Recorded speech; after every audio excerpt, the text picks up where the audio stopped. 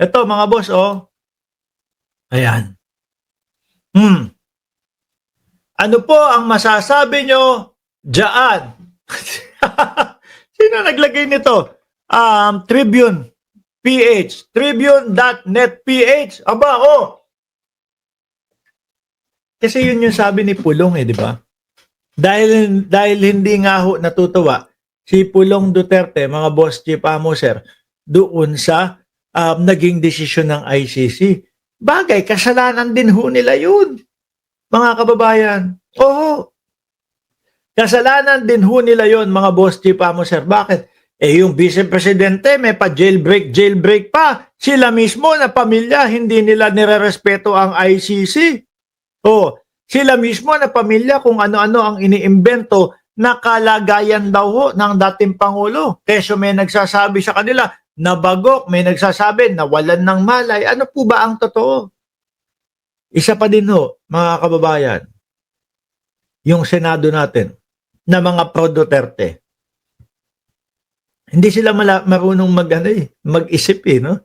Pagka pinapakita ninyo na ganyan, na sobrang pro-Duterte kayo, at pag inuwi si Duterte sa Pilipinas, kayo yung mga tutulong para mapawalang sala siya. Sa tingin niyo, papayagan ng ICC na maiuwi ang dating Pangulo? Tingin ko hindi. Tingin ko hindi, mga boss. Bakit?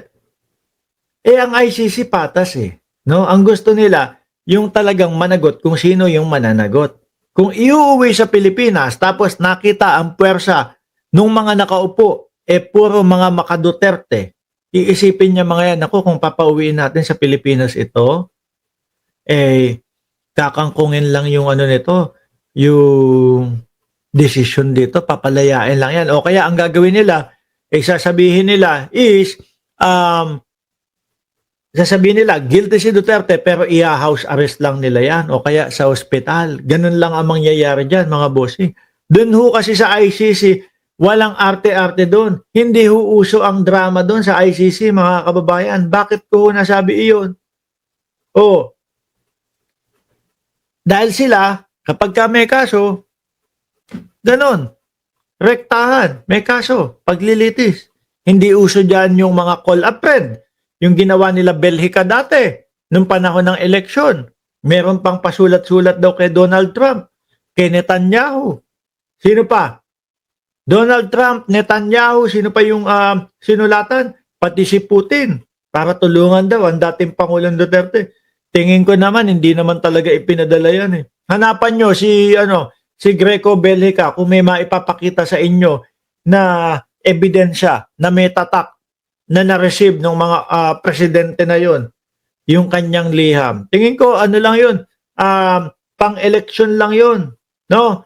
Para mahuli yung puso ninyo at iboto yung pa-BGBG na o yung GBGB niya na isinusulong doon sa Congress. Di ba? Masama din loob niyan si Greco Belhica. Paano talo? Talo. Kaya ang sigaw niya, mag-resign din daw.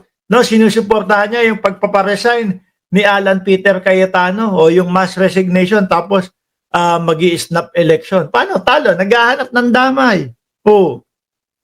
Kaya ngayon, yung audience impact. Ayan. Doon sa ICC walang audience impact. Wala silang pakialam kung saan damakmak na Pilipino yung nag-rally, nagwewelga doon sa labas. Wala silang pakialam kung napakaraming Pilipino yung sumisigaw, napakawalan si Duterte. Alaw silang pakialam dyan. No? Basta tuloy-tuloy lang sila sa kanilang investigasyon. Kasi ito namang kampo ni dating Pangulong Duterte, kung ano-ano ang inuuna.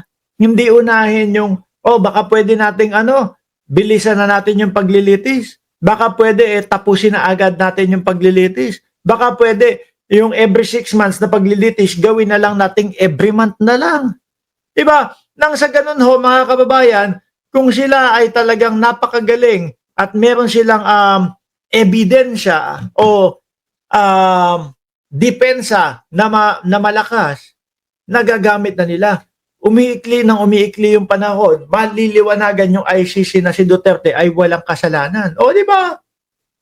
Kaso, parang baliktad ho yung kanilang yung kanilang kilusan o yung galaw. Puro papospon at pagpapabagal ho, mga boss chief amo, sir. Yung tanging kanilang ginagawa. O, umabagal, umahaba.